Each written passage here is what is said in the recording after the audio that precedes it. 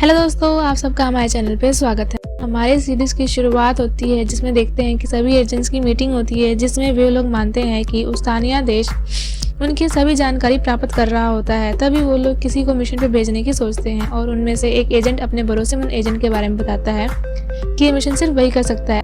अब आते हैं अपने हीरो ट्वाइलाइट की ओर, जो कि एक आदमी को फॉरेन मिनिस्टर की डिटेल और उसकी सारी हरकतों का सबूत देता है। तभी पीछे से एक आदमी आकर बोलता है कि डील के मुताबिक मेरा सामान दो। तभी ट्वाइलाइट को लगता है कि उसने गलती कर दी, उसने सारे सबूत बहरूपिया को दे दिया था। ट्वाइलाइट एक एजेंट होता है जो 100 से भी ज्यादा चेहरे बदल कर लड़ाई से बच निकलता है। जब ट्वाइलाइट ट्रेन में होता है तो उसे अपने साथी से न्यूज़पेपर मिलता है जिसमें उसके अगले मिशन ऑपरेशन स्टिक्स के बारे में बताया होता है। नेक्स्ट मिशन में डोनोवन डेस्मंड के करीब जाकर उनकी हरकतों पर नजर रखना होता है, जिसके लिए उसमें एक कंडीशन होती है कि उसे शादी करके बच्चा करना होगा, जिसको पढ़कर वो हैरान हो जाता है कि एक हफ्ते में वो बच्चा कैसे पैदा करेगा। अब ट्वाइलाइट अपने रहने के लिए घर ढूंढता है। अब उसका सरनेम लॉयड फॉर्जर होता है जो कि साइकेट्रिस्ट होता है। वह बच्चा गोद लेने के लिए एक अनाथ आश्रम जाता है जहां वो आन्या को मिलता है, जिसकी उम्र 6 साल की होती है। ट्वाइलाइट को वो 6 साल की नहीं लगती। आन्या एक टेलीपैथ है जो मन की बात जान लेती है। सबको लगता है कि उसे पढ़ने आता है, पर वो दूसरों के मन की बात जान लेती है। ट्वाइलाइट उसको गोद ले लेता है ताकि वो स्कूल में एंट्रेंस एग्जाम पास करके अपने स्कूल में एडमिशन ले, जिसमें डोनोवन डेस्मंड का बच्चा पढ़ता है। आन्या और ट्वाइलाइट दोनों घर जाते हैं जहाँ वह आन्या को सिखाता है कि वो अब बाप बेटी हैं और वो उसे अपना पापा बुलाए। आन्या और ट्वाइलाइट जब बाहर होते हैं तो वो सोचता है अगर दुश्मन ने हमला कर दिया तो। आन्या यही मन में सुन लेती है और घबरा कर एक स्टैंड के अंदर छिप जाती है। तब वह सोचता है कि इसे समझना होगा। तभी आन्या बोलती है कि उसको क्या क्या पसंद है, लेकिन ट्वाइलाइट सोचता है कि आन्या में कम दिमाग है, कहीं वो किसी गलत बच्ची को तो नहीं उठा लाया। सोचता है शायद उसको यह बच्ची एक्सचेंज करके दूसरी लानी चाहिए। ये सुनकर आन्या रोने लगती है कि उसे एक्सचेंज ना करे। ट्वाइलाइट तंग हो जाता है। ट्वाइलाइट को आन्या समझ नहीं आती। ट्वाइलाइट बच्चों को पढ़ने के लिए बुक पढ़ता है। जब बाहर जाता है तो आन्या किसी बहाने से उसका छुप कर पीछा करती है, पर ट्वाइलाइट उसे ढूंढ लेता है और आखिरी में आन्या को लॉक करके बाहर बड़ा बक्सा रख के वो निकल जाता है। वो अपने दोस्त फ्रैंकी के पास जाता है जहां फ्रैंकी उसे एंट्रेंस एग्जाम की एप्लीकेशन, एग्जाम वाउचर और टेस्ट की एक कॉपी देता है। यहाँ उससे फ्रैंकी आन्या की पर्सनल रिकॉर्ड्स देता है जिसमें आन्या के पिछले साल की इंफॉर्मेशन होती है। उसे 4 परिवार अडॉप्ट करते हैं, फिर वापस उसे छोड़ देते हैं। अनाथालय भी 2 बार बदला होता है। अगले सीन में देखते हैं कि आन्या घर पे अकेली होती है जहां उसे अपने पापा का जासूस वाला बॉक्स मिलता है जिसका लॉक उसे मालूम होता है। आन्या उसके बॉक्स के साथ खेलती है और अनजाने में ही उसमें लगाए बटन को दबा देती है, जिससे ट्वाइलाइट के विलन को ट्रांसमीटर द्वारा उसकी लोकेशन मालूम हो जाती है। जब ट्वाइलाइट घर आता है तो उस पर आदमी अटैक करता है। घर में देखता है तो आन्या को किडनैप कर लिया होता है। तभी वो आदमी उठ के ट्वाइलाइट के सिर पर मारता है, जिससे ट्वाइलाइट बेहोश हो जाता है। अगले सीन में दिखाया जाता है कि किडनैपर आन्या को मुंह बांध कर रखते हैं।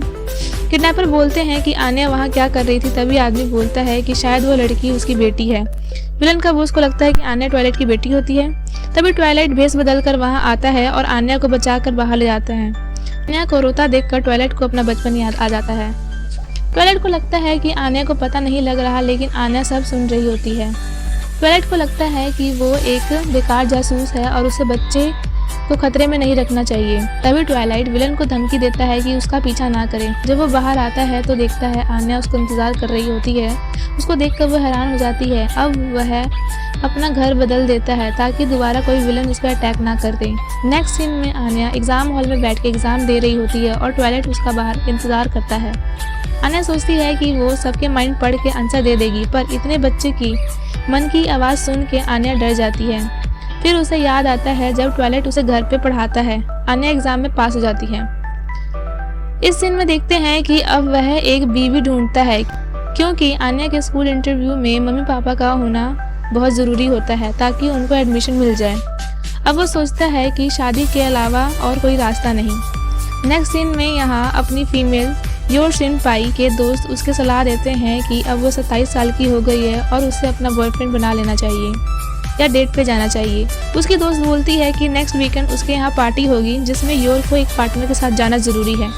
तभी योर को उसके भाई का कॉल आता है और वो अपने प्रमोशन की बात बताता है और वो उसे शादी करने की सलाह देता है। तभी अपने भाई को बताती है कि उसका एक बॉयफ्रेंड है और पार्टी में जाने की बात बताती है। तभी उसे उसके बॉस का फोन आता है और उसके मिशन के बारे में बताता है। योर शिनपाई, जिनका कोड नेम थ्रॉन प्रिंसेस होता है, जो कि एक मर्डरर होती है। अगले सीन में फ्रैंकी गवर्नमेंट ऑफिस से सिंगल लड़कियों की लिस्ट लेके आता है। नेक्स्ट सीन में देखते हैं कि वो लोग आन्या का लुक चेंज करने के लिए ले जाते हैं, जहाँ उसके मेजरमेंट लिया जाता है। तभी वो वहाँ बैठी लड़कियों को देखता है पर उसे कोई पसंद नहीं आती। अचानक से उसके पीछे से योर आती है, जो वहाँ अपनी ड्रेस ठीक कराने आती है। तभी ट्वाइलाइट उसके बारे में सोचता है और उसे लिस्ट में उसका नाम याद आता है, योर ब्रायर, जिसकी शादी नहीं हुई होती है। माता पिता भी नहीं होते हैं, बस एक छोटा भाई होता है। दोनों सरकारी नौकरी करते हैं। तभी योर बोलती है कि वह उसे बहुत देर से घूरता है, तो वो बताता है कि वो उसको बहुत सुंदर लग रही थी। ये सुनकर योर उससे पूछती है कि क्या वो सच में सुंदर लगती है, पर जैसे ही वो उसे पार्टी में जाने की बात पूछती है, तभी आन्या वहाँ आती है और बोलती है कि पापा, आन्या को उसकी लंबाई पता चल गई। योर निराश होकर मनी में बोलती है कि अच्छा हुआ वो बच गई। अभी वो एक शादीशुदा आदमी से पार्टी में जाने को पूछने वाली थी। इस तरह के रिश्तों में बीवी मर्डर कर देती है और ऐसा हुआ तो लोगों को पता लग जाएगा कि वो एक मर्डरर है। तभी आन्या गाने गाते हुए बताती है कि आन्या की माँ नहीं है। ये सुन के योर ट्वाइलाइट को पार्टी में जाने की पूछती है। तभी ट्वाइलाइट अपनी शर्त बताता है कि अगर वो आन्या की माँ बनने का नाटक करे ताकि आन्या की एडमिशन हो सके, तभी वो पार्टी में जाएगा। योर तैयार हो जाती है।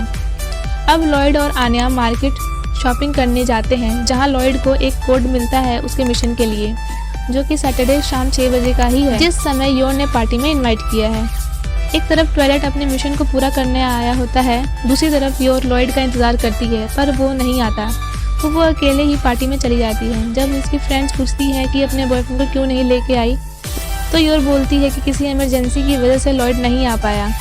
लेकिन तभी उसके भाई का दोस्त जब योर से पूछता है कि उसे भी उसके बॉयफ्रेंड से मिलना है, तो वो बोलती है कि वो उसके भाई से बता दे कि उसका बॉयफ्रेंड बहुत अच्छा इंसान है। तभी उसकी फ्रेंड बोलती है कि उसे ऐसा नहीं करना चाहिए, नहीं तो वो उसका स्टैंडर्ड और गिर जाएगा।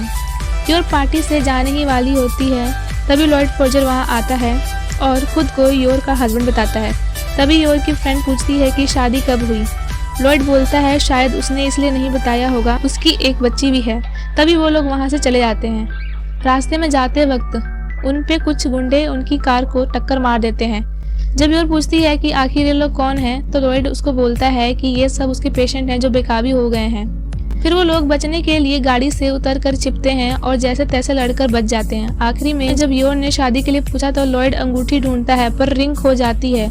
तभी वो ग्रेनेड का पिन निकाल कर उसको रिंग पहनाता है और दोनों अपने फायदे के लिए शादी कर लेते हैं। योर अब फोर्जर फैमिली का ही हिस्सा होती है, इसलिए अब उनके साथ ही रहने के लिए आ जाती है। यहाँ आन्या उसे अपना घर दिखाती है। लॉयड बोलता है कि उनका कमरा अलग अलग है, पर अगर कभी कोई मेहमान आ जाए तो उनको एक कमरे में ही रहना होगा।